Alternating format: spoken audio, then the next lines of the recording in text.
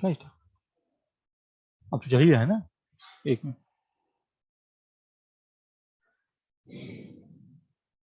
हो रहा है भाई।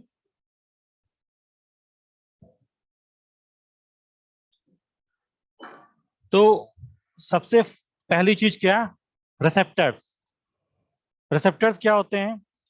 रिसेप्टर्स सेल की सरफेस पे मौजूद कुछ स्पेसिफिक बायोमोलिक्यूल्स हैं। ये किसके बने होते हैं? प्रोटीन या फिर ग्लाइकोप्रोटीन। ग्लाइकोप्रोटीन का मतलब क्या? ग्लूकोज और प्रोटीन का कॉम्बिनेशन।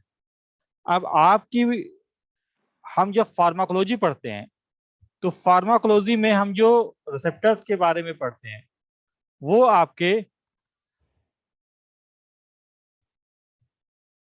पहला है ion channel receptor. First one is ion channel receptor. इसको हम और क्या नाम देते हैं? Ionotropic receptor. क्या नाम देते हैं? Ionotropic receptors. दूसरा है आपका G protein coupled receptors. G protein coupled receptors are also known as metabotropic receptors. तीसरा है काइनेज लिंक्ड रिसेप्टर्स। चौथा है आपका इंट्रासेलुलर रिसेप्टर्स या साइटोसोलिक रिसेप्टर्स। नेक्स्ट है आपका एंजाइम एज रिसेप्टर्स। सिक्स है आपका drug which act through modulation of voltage gated ion channel, voltage operated channel. ये टोटल 6 है। लेकिन आपकी जो बुक दिया गया है, बुक में आप देखेंगे उन्होंने ज्यादा फोकस किया है शुरू के 4 पे। आयन चैनल रिसेप्टर उन्होंने क्या किया है कि आयन चैनल रिसेप्टर्स को और 6 वाले को एक में ही कॉमन कर दिया है। ठीक है, लीगेंड उन्हें नाम दिया लीगेंड गेटेड कैटायन चैनल। इसमें आपका एसिटिल कोलिन रिसेप्टर्स वगैरह आते हैं। फिलहाल ये ध्यान रखिए कि receptors are the biomolecule that present on the surface of cell. They are made up of protein either or glycoprotein. Glycoprotein means क्या? ग्लूकोज और प्रोटीन का कॉम्बिनेशन। अब कुछ रिसेप्टर्स ऐसे होते हैं जो सेल की सरफेस पे मौजूद होते हैं। कुछ रिसेप्टर्स ऐसे होते हैं जो साइटोसॉल में मौजूद होते हैं। ठीक है, जो साइटोसॉल में मौजूद होते हैं उन्हें हम क्या नाम देते हैं? Intracellular receptor. तो रिसेप्टर्स टाइप की जब हम बात करेंगे तो there are 4 type of receptors. First one is, ये आप याद करिए इस चीज को, first one is ion channel receptors या आयनोट्रॉपिक रिसेप्टर्स। दूसरा है जी प्रोटीन कपल रिसेप्टर्स या मेटाबोट्रॉपिक रिसेप्टर्स। तीसरा है आपका काइनेज लिंक रिसेप्टर्स। काइनेज एक एंजाइम होता है, काइनेज लिंक रिसेप्टर्स। चौथा है आपका इंट्रासेलुलर रिसेप्टर्स या साइटोसोलिक रिसेप्टर्स। पांचवा है आपका एंजाइम एज ए रिसेप्टर्स। छठवां है आपका drug which act through modulation of voltage gated ion channel या वोल्टेज ऑपरेटेड चैनल। अब जो आपकी बुक है केडीटी, केडीटी की किताब में क्या किया गया है, या जनरली जो भी किताब पढ़ोगे वहां वो 4 टाइप के रिसेप्टर्स का जिक्र करते हैं। वो 4 का जिक्र क्यों करते हैं? क्योंकि ये जो पहला वाला है और जो छठा वाला है, इन दोनों को उन्होंने कंबाइंड एक में ही कर दिया, voltage gated cation channel receptor. Voltage gated cation channel receptors. इसमें आपके एसिटिलकोलिन, गाबा रिसेप्टर्स वो सब इसी में आते हैं। और क्या किया गया है? और काइनेज आपका एक क्या है? काइनेज एक एंजाइम है, तो काइनेज लिंक्ड रिसेप्टर्स और एंजाइम एज रिसेप्टर्स को उन्होंने कंबाइन कर दिया है। क्या नाम दे दिया गया है? Enzyme linked receptors. ठीक है, तो हम इस पूरे को डिटेल में पढ़ेंगे आगे।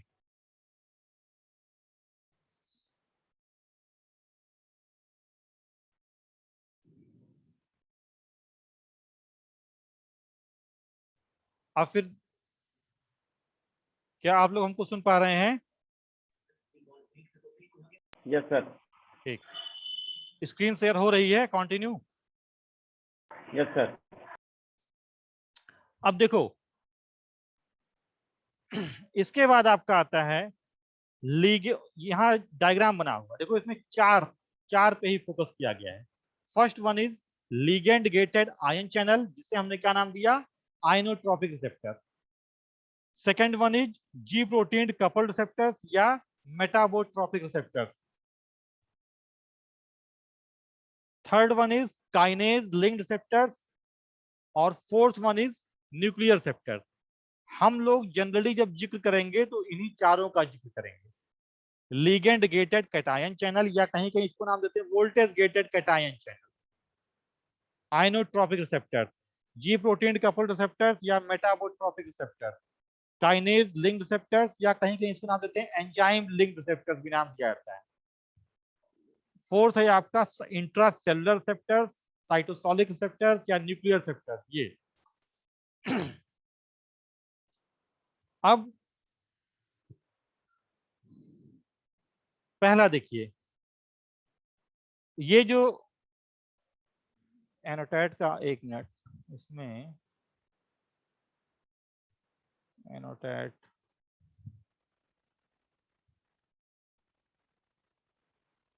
स्पॉटलाइट, ये देखिए यहां पे क्या है, ये रिसेप्टर्स है।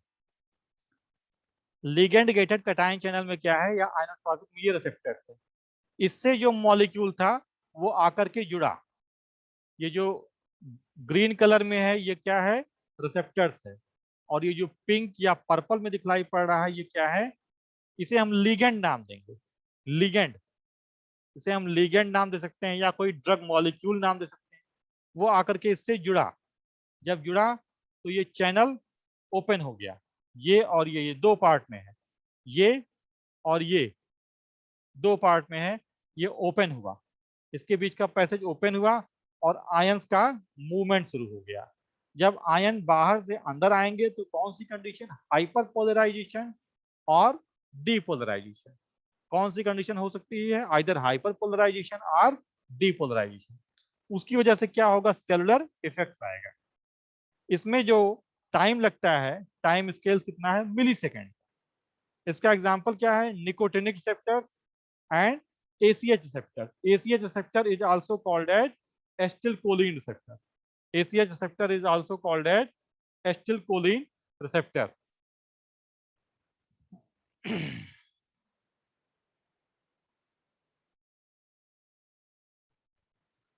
एक बार दोबारा सुन लीजिए, पहला क्या नाम दिया गया, लीगेंड गेटेड आयन चैनल या आइनोट्रॉपिक रिसेप्टर। दूसरा जी प्रोटीन कपल्ड रिसेप्टर। तीसरा है आपका क्या, nuclear receptors, sorry kinase linked receptors या एंजाइम लिंक्ड रिसेप्टर्स। चौथा क्या, न्यूक्लियर रिसेप्टर्स, जिनको कहीं कहीं नाम देते हैं इंट्रासेलुलर या साइटोसोलिक रिसेप्टर। अब फर्स्ट वन में क्या है आपका, ये रिसेप्टर है। ये दो, ये सिंपल सा कुछ ऐसे, जैसे चैनल होता है, घरों में चैनल होता है। जब आप रात में सोने जाते हैं तो चैनल को खींच के बंद कर देते हैं और क्या लगा देते हो, ताला, ताला लगा देते हो, चैनल को खींच के बंद कर देते हो। जब सुबह सो के उठते हो तो क्या करते हो, चाबी लगाते हो ताले में, ताला खोलते हो और उस चैनल को फैला देते हो। फिर मूवमेंट शुरू हो जाता है, बाहर से अंदर या अंदर से बाहर। सेम वही चीज यहाँ है।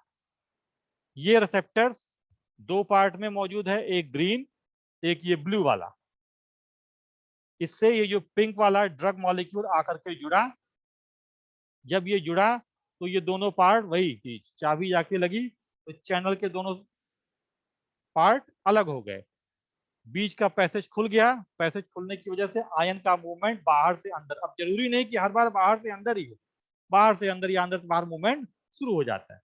दिस इज नोन एज, अब जब ये मूवमेंट शुरू होगा आयंस का, तो आयन का जब मूवमेंट शुरू होगा तो हो सकता हो वोल्टेज, जब आयंस बाहर से अंदर आएंगे या अंदर से बाहर जाएंगे, इस कंडीशन में क्या होगा, हाइपर पोलराइजेशन और डीपोलराइजेशन।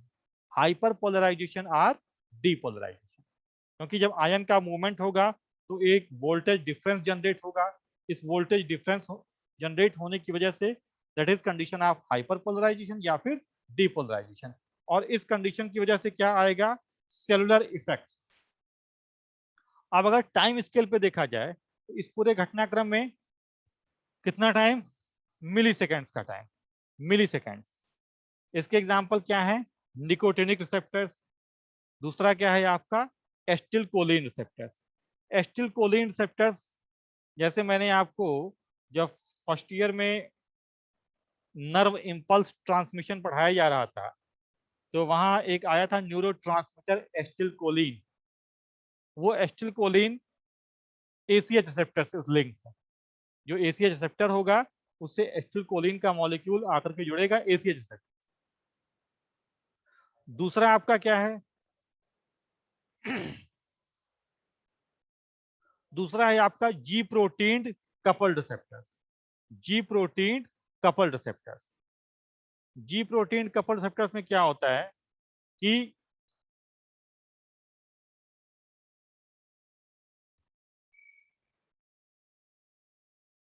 सेल की सरफेस में स्पाइरल मॉलिक्यूल धसे होते हैं।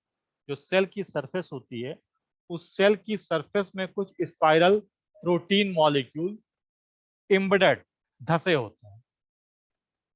और वो किससे जुड़े होते हैं साइड में, ये देखो ब्लू वाला क्या है, ब्लू वाला क्या है, ये स्पाइरल प्रोटीन जो सेल की सरफेस में धसा हुआ है। और इससे अटैच क्या है, जी प्रोटीन। ये क्या है, जी प्रोटीन।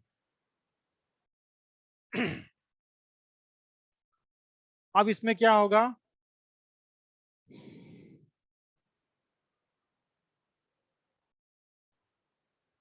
कि बाहर से कोई मॉलिक्यूल आएगा, वो मॉलिक्यूल ये जो स्पाइरल प्रोटीन है या रिसेप्टर्स के मॉलिक्यूल है इनसे आकर के जुड़ेगा। जब इनसे आकर के जुड़ेगा तो क्या होगा, जी प्रोटीन एक्टिवेशन। जब जी प्रोटीन एक्टिवेशन होगा तो वो तमाम सेकेंडरी मैसेंजर्स को एक्टिवेट कर देगा। ये सेकेंडरी मैसेंजर एक्टिवेट होने की वजह से सेल के अंदर कैल्शियम आयन रिलीज होंगे, प्रोटीन का फास्फोराइलेशन होगा या कुछ और एंजाइम एक्टिवेट हो सकते हैं जिसकी वजह से सेलुलर इफेक्ट आएगा। इस पूरे घटनाक्रम का टाइम स्केल क्या है, सेकेंडों में। कौन से रिसेप्टर ऐसे होते हैं, मस्कैरिनिक रिसेप्टर। कौन से रिसेप्टर्स ऐसे होते हैं, मस्कैरिनिक रिसेप्टर्स। मस्कैरिनिक रिसेप्टर्स आपके जी प्रोटीन कपल्ड रिसेप्टर्स। इसको थोड़ा अभी और डिटेल में बताएंगे। तो जी प्रोटीन ये सिंपल सा ऐसे ही है जैसे मैंने आपको बार बार बताया है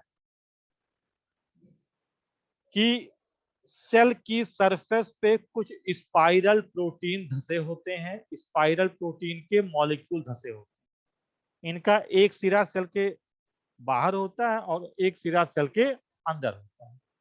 तो बाहर वाले पार्ट पे जो भी ड्रग मॉलिक्यूल है वो आकर के जुड़ेगा। जब वो जुड़ेगा तो इससे क्या होगा, इंटरनल पार्ट एक्टिवेट हो जाएगा। इंटरनल पार्ट एक्टिवेट होगा तो उस इंटरनल पार्ट से एक्टिवेट क्या होती है, जी प्रोटीन। जी प्रोटीन जब एक्टिवेट होगी तो सेल के अंदर तमाम सेकेंडरी मैसेंजर एक्टिवेट हो जाएंगे। एडेनिल साइक्लेज, साइक्लिक एएमपी, जीएमपी, तमाम सेकेंडरी मैसेंजर एक्टिवेट हो जाएंगे। इनके एक्टिवेशन से क्या होगा, कैल्शियम आयन रिलीज होगा, प्रोटीन फास्फोराइलेशन होगा या कुछ और घटनाएं होंगी। इन सब की वजह से सेल पे इफेक्ट आएगा। ये इस पूरे घटनाक्रम में कितना समय लगता है, सेकेंड्स। और ये कौन से रिसेप्टर्स इस कैटेगरी में आते हैं, मस्कैरिनिक रिसेप्टर। क्लियर है। इसके बाद तीसरा आपका आता है, तीसरा क्या है, kinase linked receptors, enzyme linked receptors. इस पे क्या है कि जो रिसेप्टर्स है सेल की सरफेस पे मौजूद रिसेप्टर्स आर वर्क, इनसे क्या है, एक सेल की सरफेस पे मौजूद रिसेप्टर्स उससे जब ड्रग का मॉलिक्यूल आकर के जुड़ा तो क्या हो गया, प्रोटीन फास्फोराइलेशन। प्रोटीन फास्फोराइलेशन हुआ, उस प्रोटीन ने एक्टिवेट किया क्या, जीन ट्रांसक्रिप्शन को। जीन ट्रांसक्रिप्शन हुआ, फिर क्या हुआ, प्रोटीन सिंथेसिस, और उससे सेलुलर इफेक्ट आया। इसमें कौन कितना समय लगता है, घंटे भर का समय। कैसे रिसेप्टर्स ये होते हैं, साइटोकाइन रिसेप्टर इस कैटेगरी में आता है। फिर आपका आता है last nuclear receptor. Nuclear receptor में क्या है,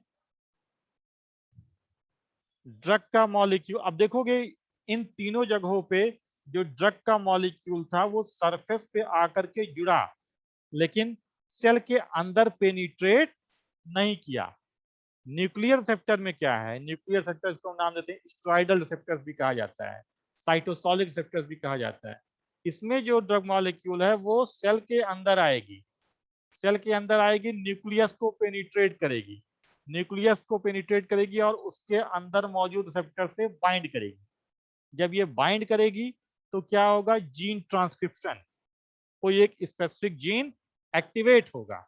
वो एक्टिवेट होगा तो उससे क्या होगा, प्रोटीन सिंथेसिस, और उस स्पेसिफिक प्रोटीन को बनने की वजह से सेल पे एक स्पेसिफिक रिस्पॉन्स आएगा। इसमें कितना समय, घंटे भर का समय। जितने भी आपके स्ट्राइडल रिसेप्टर्स होते हैं, एस्ट्रोजन हार्मोनल जितने भी रिसेप्टर्स हैं, टेस्टोस्टेरोन, एस्ट्रोजन रिसेप्टर, ये सब किस किस कैटेगरी में आते हैं आपके, न्यूक्लियर रिसेप्टर या इंट्रासेलुलर रिसेप्टर या साइटोसोलिक रिसेप्टर, ये इस कैटेगरी में आते हैं। क्लियर है, कुछ क्लियर है?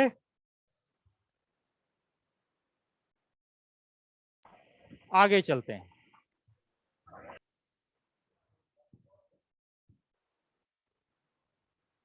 कुछ क्लियर है आप लोगों को?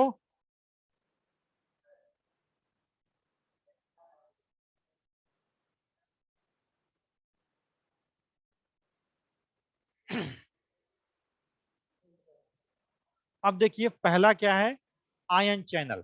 अब आयन चैनल के बारे में थोड़ा हम डिटेल में पढ़ेंगे। Ion channel receptors localised on cell membrane, ये सेल के सेल सरफेस पे मौजूद होते हैं। Coupled directly to an ion channel, ये coupled directly to an ion channel. Ion channel मतलब क्या, सिंपल सा एक पैसेज जहां से आयन का मूवमेंट शुरू हो। It is a channel with A receptor site. Agonist, अब देखो, agonist open the channel, antagonist prevent agonist from opening the channel, inverse agonist close and open channel. अब ये क्या होते हैं, एगोनिस्ट, एंटागोनिस्ट और इनवर्स एगोनिस्ट का क्या काम है। एगोनिस्ट का मतलब क्या, कि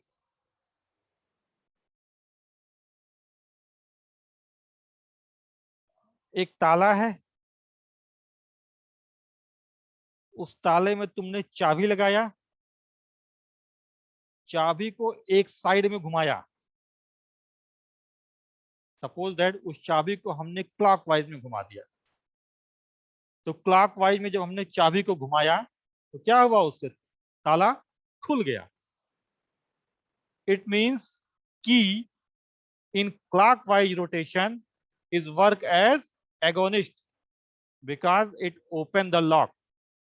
तो सिंपल सा एगोनिस्ट का मतलब क्या है, एगोनिस्ट ओपन द चैनल। अब फिर दूसरा कॉन्सेप्ट आता है क्या, एंटागोनिस्ट। एंटागोनिस्ट का काम क्या होता है, antagonist prevent agonist from opening the channel. पता चला आपके घर में चैनल है, आपने चैनल में ताला लगाया, रात को सोते समय चाबी घुमाया, ताला बंद हो गया। सुबह को आप सो के उठे, चाबी लिए, उस चाबी को आपने क्लॉकवाइज घुमा दिया। जब आपने चाबी को क्लॉकवाइज घुमा दिया तो क्या हो गया, ताला खुल गया। तो that is known as agonist. Agonist open the channel means की in clockwise rotation is work as a agonist. अब एंटागोनिस्ट क्या है, एंटागोनिस्ट तुम्हारे दिमाग में कुछ खुराफात आई, उस खुराफात के तहत आपने क्या किया, जो ताला था उस ताले में आपने पिन डाल दिया, मोटी सी पिन। जब मोटी सी पिन डाल दोगे तो क्या अब चाबी उसमें लगेगी, नहीं लगेगी। तो ताला खुलेगा, नहीं खुलेगा। इट मींस ये जो पिन है ये क्या कर रही है, ये उस चाबी को ताले में लगने से रोक रही है, जिससे चाबी आपके ताले को खोलने में मददगार साबित ना हो। It means antagonist prevent agonist from opening the channel. Antagonist वह पिन है, एक पिन जो कि ताले में अगर लग जाए तो चाबी को ताले में लगने नहीं देगा, इससे चैनल नहीं खुलेगा। तीसरा क्या है? Inverse agonist. इनवर्स एगोनिस्ट का काम क्या होता है? इनवर्स एगोनिस्ट का मतलब क्या कि कोई एक ओपन चैनल है, उस ओपन चैनल को क्लोज कर देना, उसे हम क्या कहेंगे? Inverse agonist. वही चाबी सुबह आपने जब क्लॉकवाइज घुमाया तो उसने ताले को खोल दिया, चैनल खुल गया, that is known as agonist. वही चाबी रात के समय में आपने एंटी क्लॉकवाइज डायरेक्शन में घुमा दिया तो ताला बंद हो गया, चैनल बंद हो गया। अब उसे क्या नाम देंगे? Inverse agonist. इनवर्स का मतलब क्या? उल्टा। एगोनिस्ट खोलता है और इनवर्स एगोनिस्ट उसको बंद कर देता है। और एंटागोनिस्ट क्या काम करता है? एंटागोनिस्ट एगोनिस्ट को अटैच नहीं होने देता, खुलने में रुकावट क्रिएट करता है। क्लियर है? क्लियर है? Yes sir. Yes sir. अब इसके आगे पढ़ाएंगे, अगला जो लेक्चर है वो भी मेरा ही है, वो मैं लूंगा 10:05, अभी 9:50 हो रहा है। ठीक है? हेलो? Yes sir. इसके आगे मैं जो दूसरा लेक्चर होगा 10:05 पे मैं लिंक भेज दूंगा, तब पढ़ाऊंगा। ठीक है? Okay sir.